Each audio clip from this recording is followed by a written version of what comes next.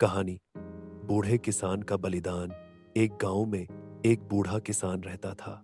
उसकी दुनिया उसका छोटा सा कच्चा मकान, खेत, मेहनती हाथ, पत्नी और दो नन्हे बच्चे थे।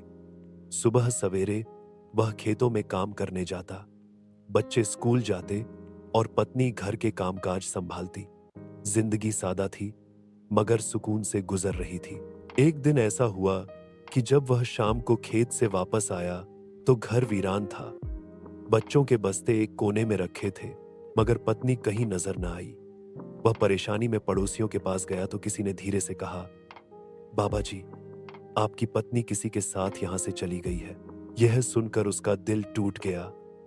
वह बिना कुछ कहे वापस घर आ गया।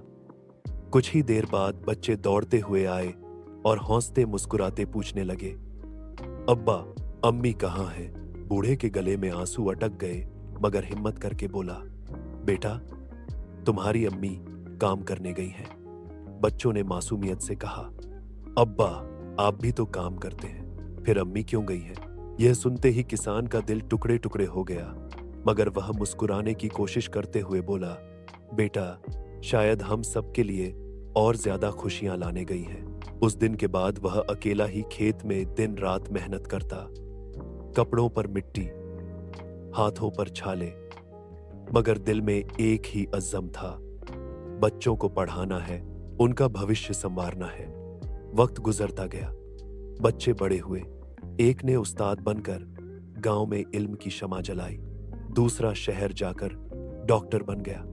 दोनों बेटे अक्सर कहते, अब्बा, यह सब आपकी मेहनत की वजह से है। बूढ़ा किसान आंखों में आंसू और होंठों पर मुस्कुराहट लिए कहता, बेटो,